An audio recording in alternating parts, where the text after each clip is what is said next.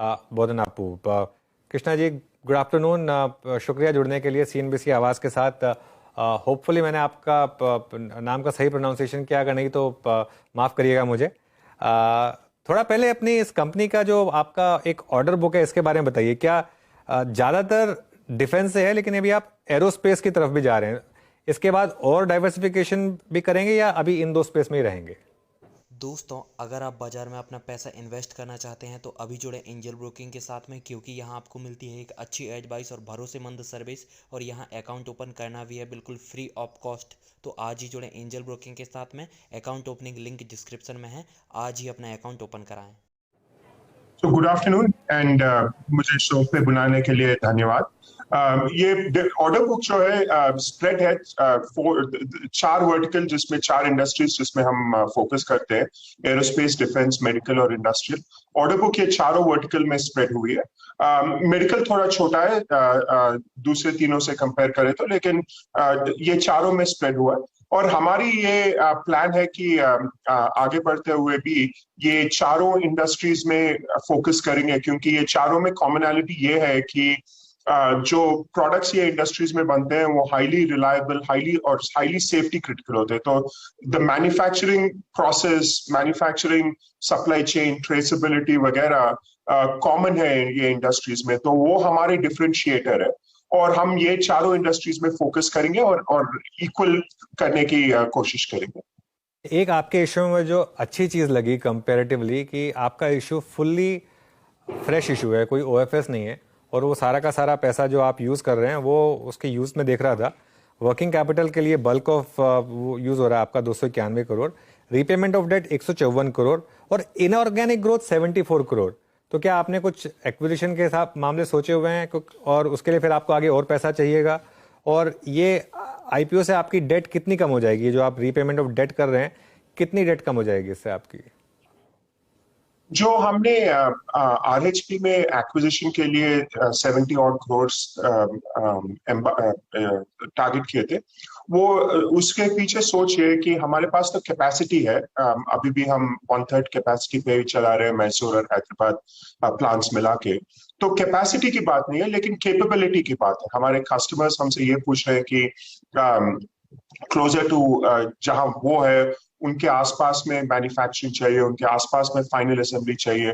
तो उसके लिए अगर उसके लिए हम एक्विजिशन करना चाहते हैं, क्योंकि वो कैपेबिलिटी एक्वायर कर सकते हैं। कुछ स्पेसिफिक नहीं है, इसीलिए उसके बारे में मैं और कुछ ज्यादा नहीं बता सकता हूं, क्योंकि कुछ स्पेसिफिक टारगेट हमने नहीं देखा है, लेकिन देख रहे हैं। और अगर और इसमें पैसे लगाने हैं, इक्विटी लगाना है, तो तब हम सोचेंगे कि अगर उस पे और डेट लेना चाहिए या और इक्विटी लेना चाहिए। जो भी एक्सटर्नल डेट है 150 करोड़ रफली, पूरी एक्सटर्नल डेट हम पे बैक करेंगे। लेकिन जो इंटरनल डेट है, जो साइंट पेरेंट से साइंट DLM को दिया गया है, रफली 175 करोड़ की डेट है, वो हम पे नहीं करेंगे, वो ऑपरेशन से पे करेंगे अगले 2-3 साल में। तो वो डेट बाकी रहेगा। ओके, जो पेरेंट से करीब 175 CR का वो डेट है वो रहेगा, वो इंटरनल एक्रूवल से पे किया जाएगा, और जो एक्सटर्नल डेट है 150 करोड़ रुपए का, वो आप स्टेट में पे करेंगे IPO प्रोसीड से। कृष्णा सर, थोड़ा सा पिछले 2-3 सालों में, इनफैक्ट लास्ट 3 सालों में जो रेवेन्यू ग्रोथ रही है वो कैसी रही? और दूसरी बात, since you talked about I think 4 verticals, इन चारों वर्टिकल्स में आपने कहा कि मेडिकल अभी एक काफी सब्सटेंशियली छोटा आपका एक चंक है, रेवेन्यू मिक्स क्या है सर, थोड़ा सा बताइएगा एग्जैक्टली। तो लास्ट ईयर्स तो डबल डिजिट ग्रोथ थी, 12-13% की ग्रोथ थी, लेकिन वो कॉन्शियसली थी, क्योंकि हमने क्वालिटी ऑफ रेवेन्यू पे फोकस किया। हमारी फोकस मार्जिन्स पे थी। 3-4 साल पहले मार्जिन्स तो लो सिंगल डिजिट्स में थे, 3-4% के थे। अब एबिटा मार्जिन्स FY22 में 12% थे, FY23 में 11% थे फॉर द होल ईयर। अब वापस फिर से 12% के पास आ जाएंगे, क्योंकि हम इन्वेस्टमेंट्स किए थे last year quite a bit, और वो इन्वेस्टमेंट्स का फुल इफेक्ट अभी, अब्जॉर्प्शन फुल इफेक्ट नहीं आ रहा है। अब आ जाएगा जब ग्रोथ आएगा। तो पॉइंट ये है कि हमारी फोकस पिछले 2-3 साल में क्वालिटी ऑफ रेवेन्यू पे थी, मार्जिन ऊपर लाने का था, इसीलिए रेवेन्यू ग्रोथ थोड़ा स्लो रहा। लेकिन आगे बढ़ते हुए हमारी ऑर्डर बुक से ये कॉन्फिडेंस आता है कि रेवेन्यू ग्रोथ जो इंडस्ट्री एवरेज है, इंडस्ट्री तो 30% के बारे में बात कर रहे हैं, तो इन रेवेन्यू ग्रोथ भी हमारी इंडस्ट्री एवरेज के करीबन होगी, उससे थोड़ा ज्यादा ही होगी। In terms of the breakdown, अब rough breakdown, clear breakdown RHP में है, बट रफ ब्रेकडाउन तो ये 3 इंडस्ट्रीज करीबन 25 to 30% है, जो मेडिकल, एरोस्पेस और डिफेंस, और मेडिकल एक 10% है, सॉरी इंडस्ट्रियल, एरोस्पेस और डिफेंस रफली 25 to 40 के बीच में, और मेडिकल बाकी का 10% है रफली। और लेकिन आगे बढ़ते हुए हम ये 4 वर्टिकल पे फोकस करेंगे, क्योंकि ये एक पॉइंट बहुत इंपॉर्टेंट है कि हम डी रिस्किंग पे बहुत ध्यान दिए।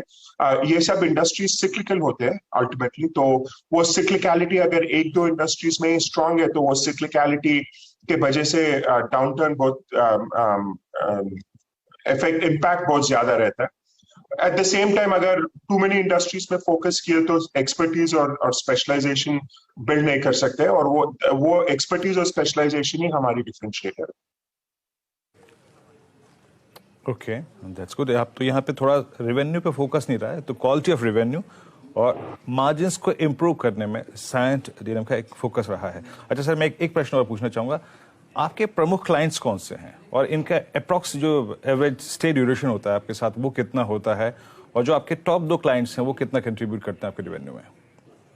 तो हम 5 क्लाइंट्स के बारे में आरएचपी में मेंशन किए थे, क्योंकि वो 5 से हम परमिशन लिए थे, और एक तो बीईएल है इंडिया में, एक तो मॉलबायो है इंडिया में, लेकिन 3 ग्लोबल, बहुत से बड़े ग्लोबल एमएनसीज है, थालिस, हनीवेल और एबीबी, और ऐसे ये 3 जैसे और एक 10 का क्लाइंट है जो हम बात नहीं करना चाहते थे, इसीलिए उनसे परमिशन नहीं पूछे। लेकिन ये जो क्वालिटी ऑफ क्लाइंट्स है, ये लार्जेस्ट मैन्युफैक्चरिंग इनोवेटर्स होते हैं, ये इनकी स्पेंड तो हमारी रेवेन्यू से 100 टाइम्स 200 टाइम्स है ये इलेक्ट्रॉनिक्स मैन्युफैक्चरिंग इंडस्ट्री में। तो हमें तो ये लगता है कि रनवे बहुत है ये क्लाइंट्स के साथ, हेडरूम बहुत है ये क्लाइंट्स के साथ, इसीलिए इन पे फोकस करेंगे।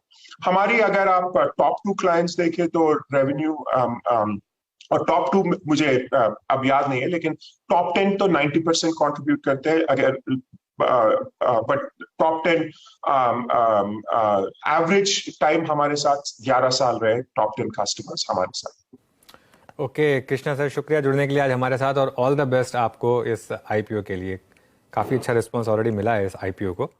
Thank you.